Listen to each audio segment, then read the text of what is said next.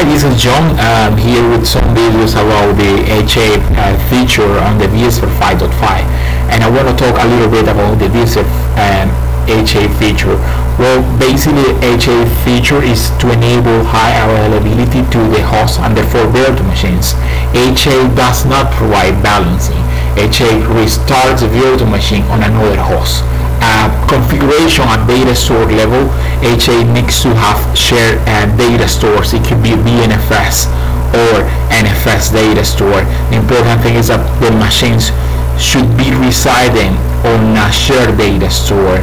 So in this case, I have multiple running virtual machines running on NFS data store, and these machines will be restarted after the simulation we're going to do, because this is a nested environment, and machines will be able to restart on the other host.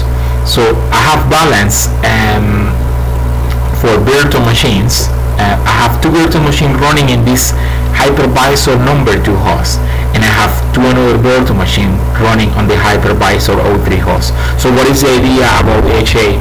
May able to restart the machine from hypervisor 02 to the hypervisor 03. Okay, so to have the HA enabled, we need to have our cluster first, and the cluster should be enabled for HA. This is one of the features at the cluster level. Remember that we should enable HA, or we have enabled also DRS, distributed resources scheduler. So if we go to the edit button here on the manage and then setting properties for the cluster, we will have one option for the HA. If we disable this option, then the HA is not going to be enabled.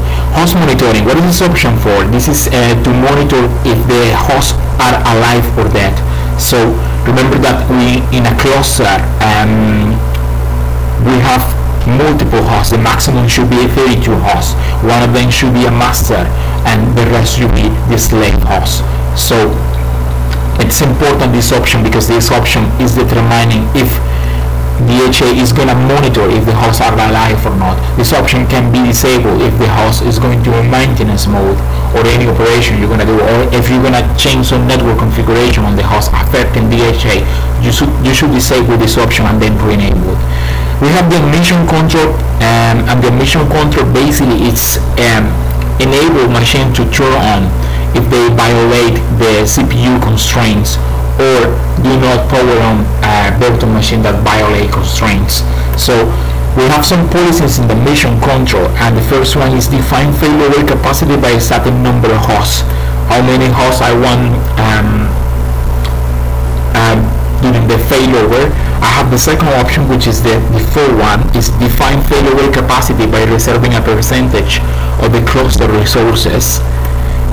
We have also use dedicated failover hosts. This is when we have, for example, we have 20 hosts in the cluster, and 5 of them are reserved only for failover. So they are not in production, they are only there for failover purposes. And we have do not reserve failover capacities. Okay, so as I mentioned before, we have high bit and we have master and slave host. I'm going to talk about the master and slave host. So in every HA cluster, we define who is the master and who is the slave host. The master is the host with more data stored connected to that host, and the slave should be the rest. This can change if I'm doing some network configuration or something affecting the HA configuration.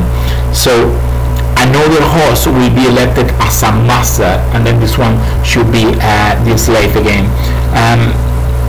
That process is used by called something more. Is the manager object ID at the center level, and this is a process defining who is going to be elected as the next master host and who is going to be a slave. If I'm doing some network configuration or any change on the host affecting the HA configuration, we should run this option in here, which is reconfigure for HA. And this is basically check the HA configuration for the host and define if the host is going to be the master or the slave again. So this is the host master. So hypervisor 2, it will be the slave. And we have the heartbeat. What is important? The heartbeat, it's important because this is the network that is defined to determine if a host is alive or not. If the host is not alive at network level, which is using a management port on a VM kernel port, it's going to be able to determine if the host is available or not. And we have also the heartbeat data store level, which can be used NFS or BNFS data store. There is a maximum for BNFS data store for heartbeating. Talking about the network configuration, redundancy on the higher bit network at network level, we should create another VM kernel port, as I mentioned before, and enable management. So this management should be able to determine if the host is alive or not.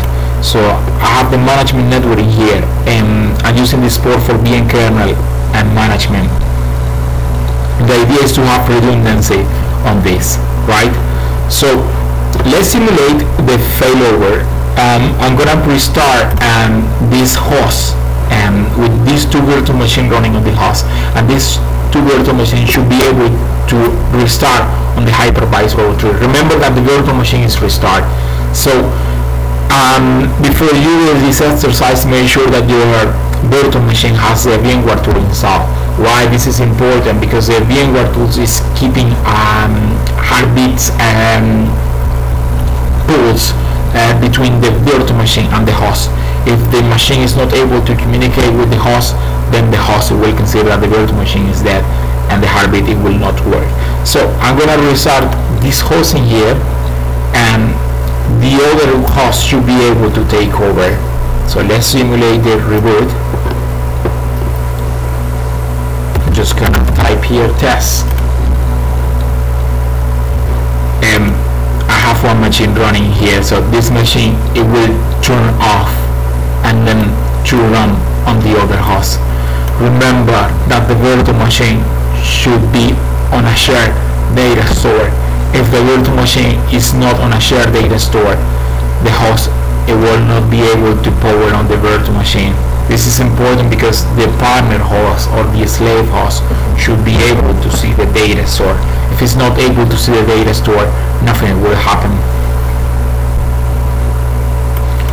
Let's see when the virtual machine is gonna shut down and then restart. So let's see how many virtual machines we have in this one. We should see a number here increasing of 4 virtual machines. Right? It's alarm already.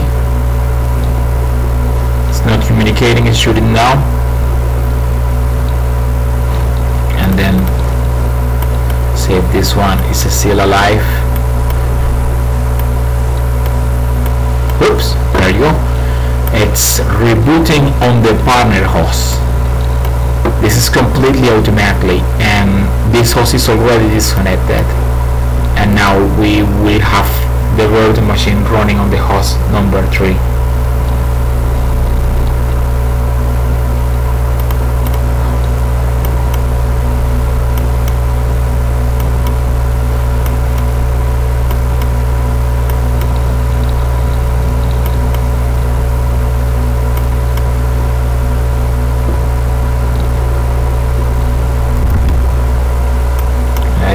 It's starting now the virtual machine. It's restarting on the partner host on the slave. I'm using this Windows XP because it's a light version. It's not consuming so many resources. The other host is still rebooting, and now we have on the hypervisor 03 4 virtual machines up and running. So that's pretty much about DHA. Next video it will be about VRS. Thank you.